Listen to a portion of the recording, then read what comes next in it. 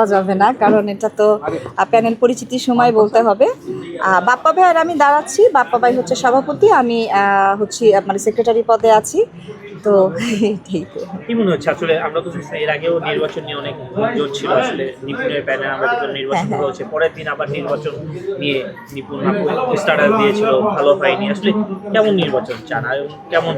সুষ্ঠু চাই, মানে সুন্দরভাবে যেন নির্বাচনটা হয় সেটাই চাই আমি। মানে কোনো গন্ডগোল, গ্যাঞ্জাম বা মিথ্যা এগুলো আমি একেবারেই পছন্দ করি না। আর আমি একটা সুন্দর, একটা সুষ্ঠু নির্বাচনই চাই, যেটা সবাই আশা করে, আমিও তাই আশা করি।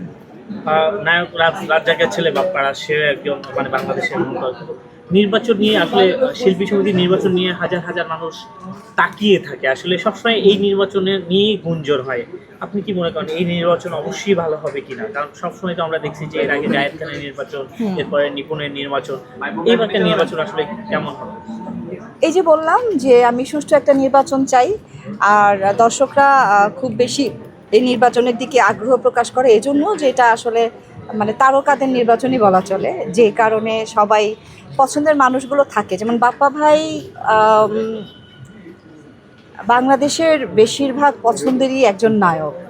আর নায়করাজ রাজ্জাক মামা, ওনার ছেলে বাপ্পারাজ ভাই। তো সেই দিকে হ্যাঁ, আমাদের সমিতির যারা ভোটাররা আছেন এবং বাংলাদেশের যারা দর্শক আছেন, সবাই কিন্তু এটাকে একটা অন্যভাবে দেখছেন এবং খুব আনন্দ একটা দৃষ্টি নিয়েই দেখছেন যে না ঠিক আছে, এবার বাপ্পা ভাই এখানে এসেছেন, এবার বাপ্পা ভাই দাঁড়িয়েছেন।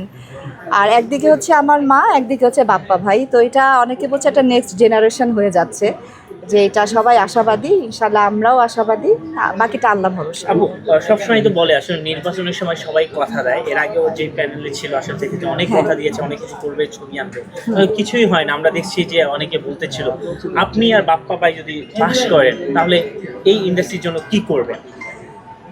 ওই যে বললেন অনেকে হ্যাঁ, কথা দেয়, কিন্তু আমরা আসলে কাজ করে দেখাতে চাচ্ছি। বাপ্পা ভাইয়ের একটা সুন্দর প্ল্যান আছে, আমারও আছে। আমরা ওগুলো সুন্দর সাজিয়েছি, গুছিয়েছি। তো আমার মনে হয় আমরা কাজ করে দেখাবো, সেটাই বেটার।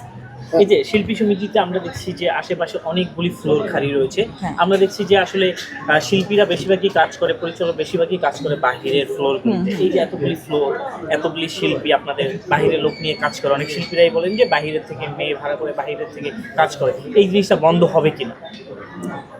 বাহিরে থেকে কি ভাড়া করে? অনেক অনেক আপনাদের যে শিল্পীরা আছে, হ্যাঁ, অনেক হ্যাঁ। শিল্পী সমিতির যে অনেক শিল্পীরাই কাজ পান না, হ্যাঁ। দাঁড়িয়ে দাঁড়িয়ে ঘুরে, কিন্তু দেখছি বাহিরের মেয়েরা কাজ পাচ্ছে, হ্যাঁ, এরকমই হ্যাঁ। হচ্ছে। না, আমার হ্যাঁ, আমার মনে হয় যে একটা সিনেমাতে আমাদের শিল্পী সমিতির সদস্যদের নিয়েই কিন্তু কাজ করা উচিত এবং তাদেরকেই কিন্তু স্কোপ দেওয়া উচিত, মানে কাজের সুযোগটা দেওয়া উচিত। আর যারা শিল্পী সমিতির সদস্য না, তো তাদেরকে নিয়ে কাজ করাটা আমার কাছে মনে হয় যে এটা আসলে ঠিক হচ্ছে না।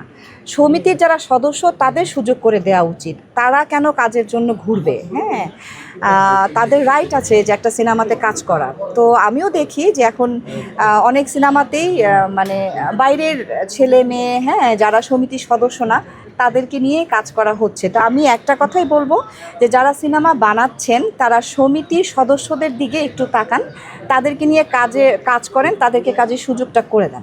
আপনি নির্বাচনের পাশ হলে কি এটা কি বন্ধ